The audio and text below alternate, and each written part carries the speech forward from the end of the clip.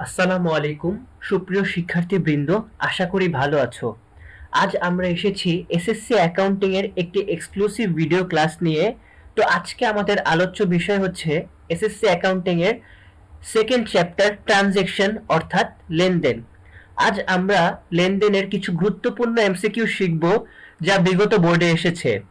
তো কথা না বাড়িয়ে শুরু করা যাক। আমাদের প্রথম প্রশ্ন হচ্ছে স্বয়ংসম্পূর্ণ এবং স্বতন্ত্র কোনটির বৈশিষ্ট্য?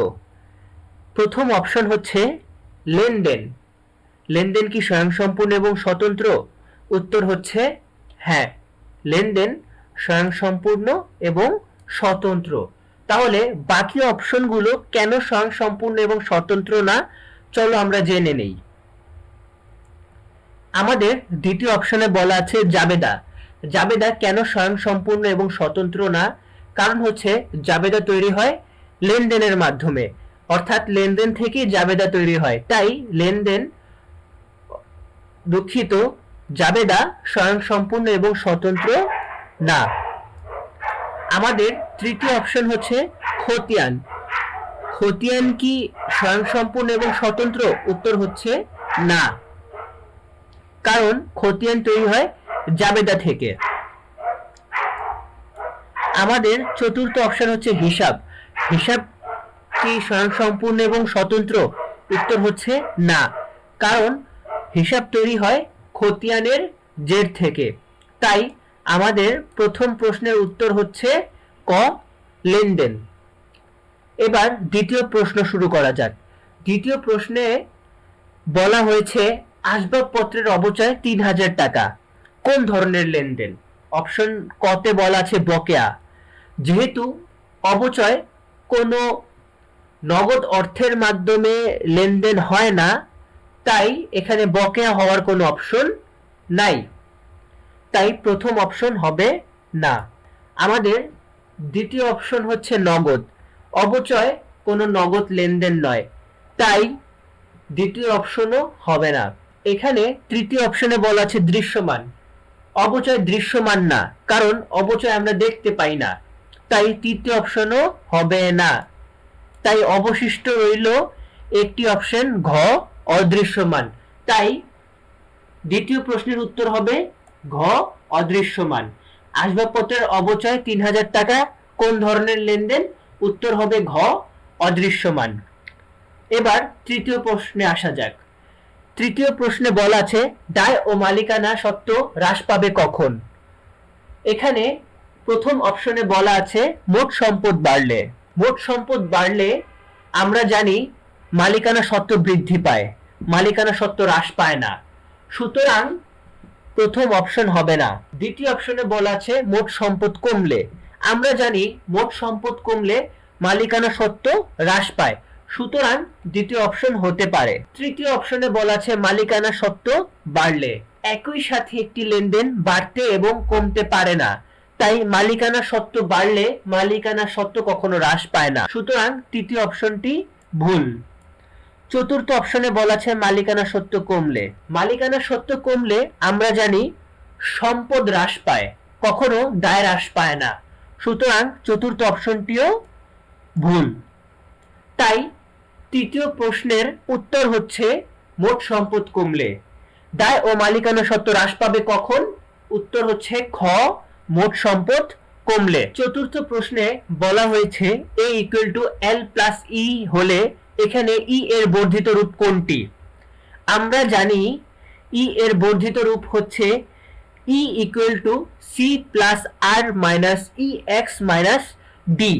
এখানে সি মানে হচ্ছে ক্যাপিটাল অর্থাৎ মূলধন, আর মানে হচ্ছে রেভিনিউ মানে হচ্ছে আয়, এক্স ই এক্স মানে হচ্ছে এক্সপেন্স অর্থাৎ ব্যয়, এবং ডি মানে হচ্ছে ড্রয়িংস বা উত্তোলন। সুতরাং এখানে আমরা দেখব C plus R minus E X minus D কোনটা। প্রথম অপশনে দেওয়া আছে সি মাইনাস আর plus E X minus D, অর্থাৎ প্রথম অপশনটি ভুল। দ্বিতীয় অপশনে বলা আছে C plus R minus E X minus D, যা আমাদের করা নোটের সাথে হুবহু মিলে যায়, সুতরাং দ্বিতীয় অপশনটি সঠিক উত্তর হতে পারে। তৃতীয় অপশনে দেখি সি প্লাস আর plus E X minus D, যা আমাদের নোট করা সূত্রের সাথে মিল নয়, সুতরাং এটিও ভুল। সি মাইনাস আর minus E x plus D, এটিও আমাদের নোট করা সূত্রের সাথে মিলে না, এটিও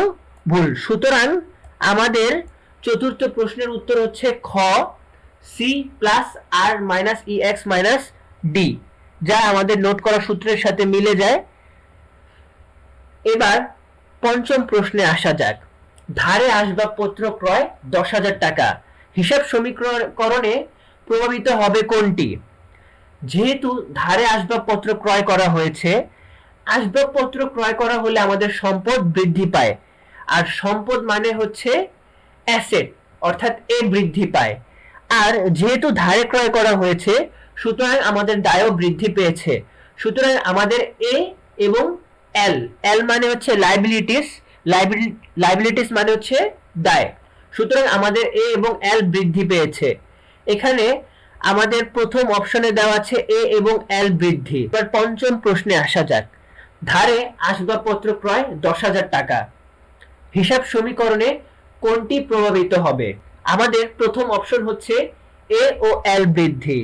যেহেতু ধারে আসবাবপত্র ক্রয় করা হয়েছে, সুতরাং সম্পদ বৃদ্ধি পেয়েছে, তাই এ বৃদ্ধি পেতে পারে।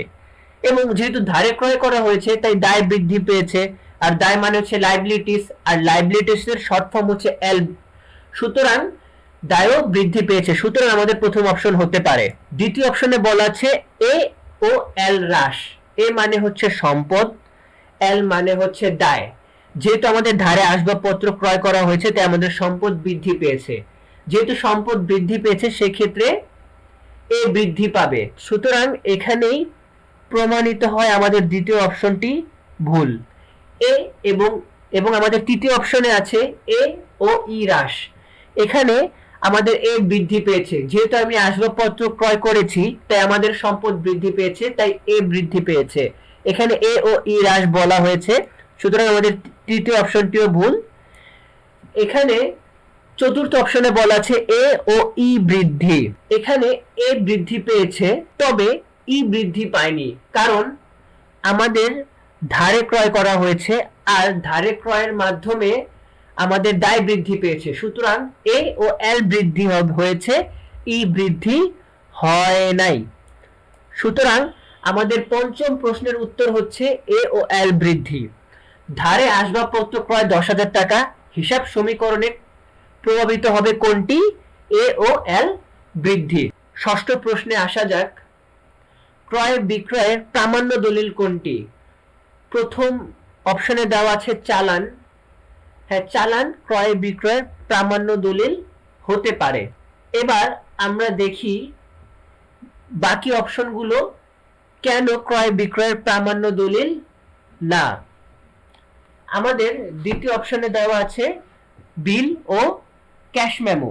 মেমো ক্রয় বিক্রয়ের প্রামাণ্য দলিল না, কারণ ক্যাশ মেমো নগদ মূল্যে পণ্য ক্রয় বিক্রয়ের ক্ষেত্রে ব্যবহৃত হয়, তাই দ্বিতীয় অপশনটি ভুল। তৃতীয় অপশনে বলা আছে ডেবিট নোট। আমরা জানি ক্রয়কৃত পণ্য ফরমাইশ অনুযায়ী না হলে অথবা নিম্নমানের হলে ক্রেতা বিক্রেতাকে বর্ণিত পণ্য ফেরত পাঠায়। আমাদের তৃতীয় অপশন হচ্ছে ডেবিট নোট। আমরা জানি ক্রয়কৃত পণ্য ফেরত পাঠালে ডেবিট নোট তৈরি করা হয়, এজন্য ডেবিট নোটও হবে না।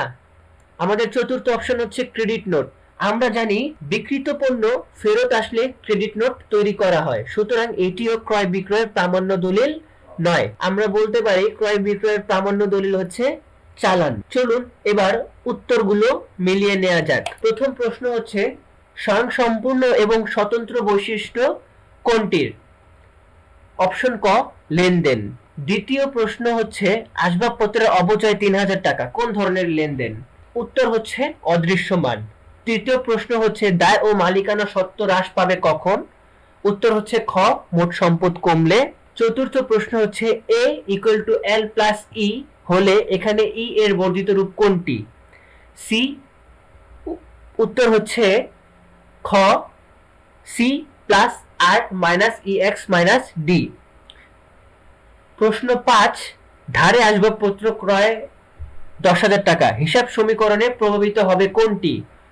উত্তর হচ্ছে অপশন ক, এ ও এল বৃদ্ধি। ক্রয় ও বিক্রয়ের প্রামাণ্য দলিল কোনটি? উত্তর হচ্ছে অপশন ক, চালান। সুপ্রিয় শিক্ষার্থীবৃন্দ, আশা করি তোমরা গুরুত্বপূর্ণ এমসিকিউ গুলো বুঝতে পেরেছো। আমরা শীঘ্রই আসবো নতুন এক্সক্লুসিভ ভিডিও ক্লাস নিয়ে। ততক্ষণ পর্যন্ত ভালো থাকো, সুস্থ থাকো। ধন্যবাদ।